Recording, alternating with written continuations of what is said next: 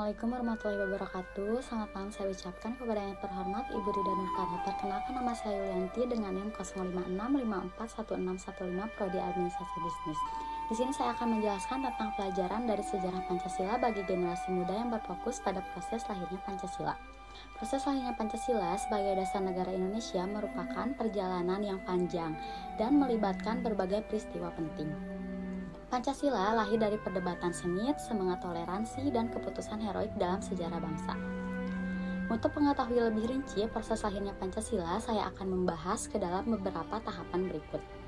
Peristiwa penting yang pertama yaitu sidang pertama BPUPK pada tanggal 29 Mei sampai dengan 1 Juni 1945.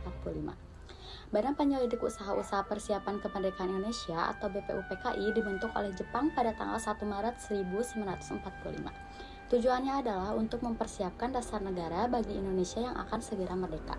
Dalam sidang pertamanya pada tanggal 29 Mei sampai dengan 1 Juni 1945, para tokoh bangsa menyampaikan usulan mengenai dasar negara.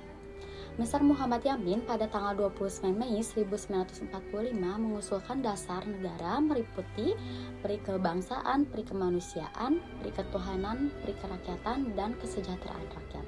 Profesor Dr. Supomo pada tanggal 31 Mei 1945 mengajukan konsep negara integralistik, yang dimana negara dan rakyat adalah satu kesatuan yang utuh.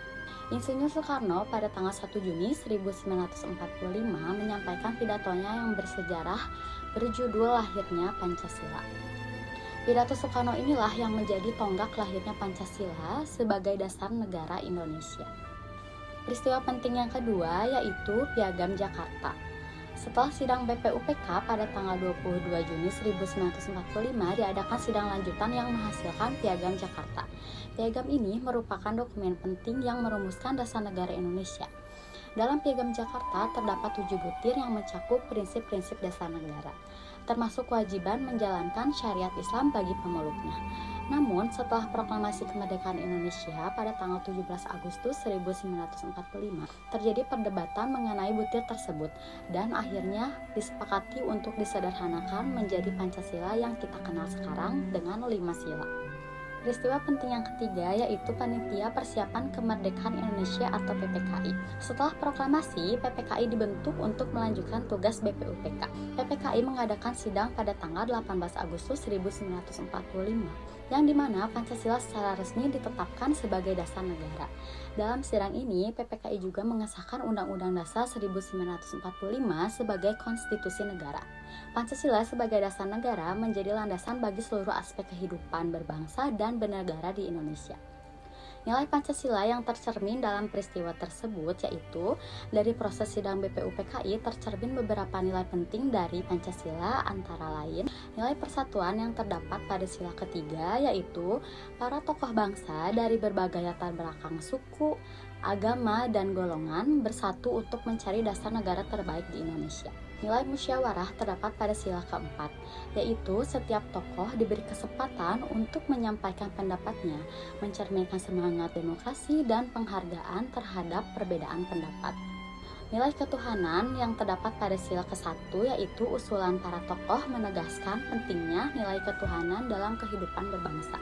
Nilai keadilan sosial yang terdapat pada sila ke-5 yaitu tujuan akhir dari dasar negara adalah menciptakan masyarakat yang adil dan makmur. Dari peristiwa lahirnya Pancasila, pelajaran yang dapat saya ambil adalah pentingnya semangat persatuan dan menghargai perbedaan pendapat demi kepentingan bersama. Para pendiri bangsa memiliki semangat juang, toleransi, dan tanggung jawab yang tinggi untuk membentuk dasar negara yang bisa diterima seluruh rakyat Indonesia.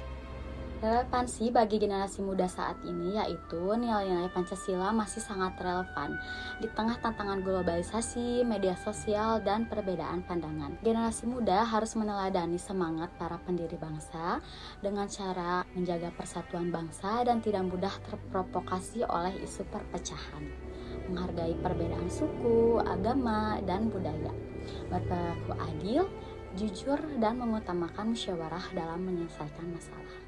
Sekian video yang bisa saya sampaikan. Mohon maaf bila ada kesalahan kata. Wabillahi taufiq wal hidayah. Wassalamualaikum warahmatullahi wabarakatuh.